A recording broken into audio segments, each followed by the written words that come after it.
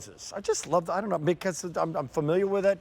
Saw them when I was a kid, know what it's about. I know little something. We used to have roses, and we had Cottage Farms roses for years and years. Yes. And this is, though, brand new. Brand and this is a one-piece climbing, it's called the Kiss Me Kate. Why is it called the Kiss Me Kate? Is that just a name you guys come up with? It was named after the breed, I believe, granddaughter. By the way, tell me about the interior of this rose. Check out these petals. I mean, like, why is it so filled with petals, more than most roses? Well, because it's a climbing rose. So the density of the vines, they're wrapping around this arbor that we have here. But really, Kiss Me Kate is known unmatched beauty and fragrance. So look at the petals. I mean, 100 petals on each flower. Wow. Almost looks like a peony if you've ever grown peonies. Just that flower that just doesn't stop opening. Petal after petal after petal. This is what you're getting. Yes, check that out. Baby is on its way. So look at the roots on that. So what is that, like a year?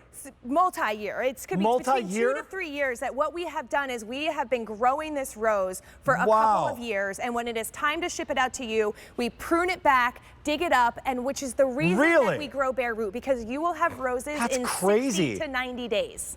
60 to 90 days, you will have roses. Guys, this is incredible. $33. And what do I need to do a climbing rose? So what you need for success is sun. First of all, the number one thing you need for success is at least 4 to 6 hours of sun. Okay. That will give you more bloom.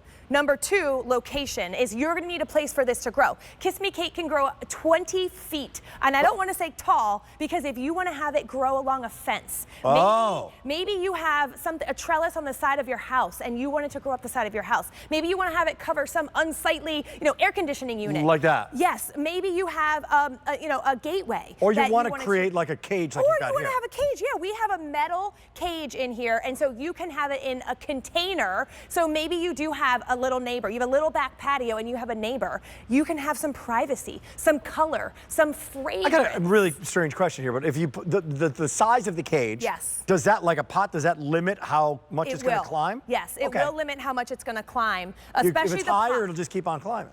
It will climb, and then it won't have really anywhere to go, so it will spend more time here. Really, though, it's the size of the pot. So the size of the pot constricts the size of the roots. So the bigger the pot, the bigger the plant. Now, this is not faux. This is extraordinary. This is real. I mean, these are gorgeous, everybody. Brand new today. Cottage Farms, known for roses. The Kiss Me Kate is here. They're a beautiful bubblegum pink. Bubblegum pink. They really are. Oh, and they are the sweetest. All of the roses are going to be the same color. I know some of our roses are color changing, but these all are that bubblegum pink. And it's really unmatched, I would say, for other climbers. It's going to be vigorous, meaning it's going to really climb quickly. This is what you can expect by the end of your first season. But if you do have something bigger, it can grow all the way over the top. Look at this trellis. Yes. So with this trellis, to be honest, I would want 2.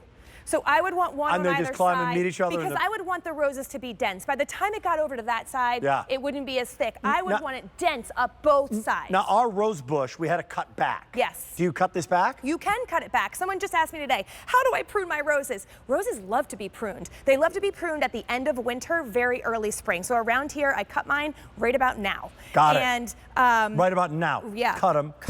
Next spring, and you once can you cut get them back to 1/3 of the plant. If you want, you don't have to prune it. But if you start to see maybe some, canes, which are the long stems that are not growing as well, cut them back. This is one of those easy roses. Sometimes you might look at that picture of that beautiful flower and think, I can't grow that. That's too hard for me. Well, I promise you, you can do it. These are disease-resistant roses. They are new breeding that makes them easy to grow. This also has to be one of the biggest the Bareroots that you've ever sent to our viewers. And we really want you to have success, and that's why we send you such a healthy, large Bareroot. So you will get big roses quickly. Can you do this in 30 seconds? I absolutely can. You're going to plant this in 30 seconds? So roses do have thorns, so I don't have gloves, but I do suggest you wear gloves. You want to dig a hole about twice as wide as the root ball, and we're going to put it in this container. And my big trick for planting anything is that you want to really press the soil down. Press it down? Yes, because you don't want any air pockets or any air bubbles in there.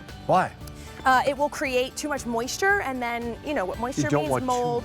You don't want, that's with any plant. So I'm going to plant it not all the way up to where the stem meets the body of the and rose. Then, make sure you get this too. Fertilizer, and do I have any extra time? Look, we'll do a little fertilizer demo. Our fertilizer is so easy to use. It's 1 pod per 1 gallon of water. Put it in there, and we have a special fertilizer for roses. But don't feed your roses until they start to leaf out. Great. Okay, we got 15 minutes to go. Love it. We might have time to bring this back. Final quantities.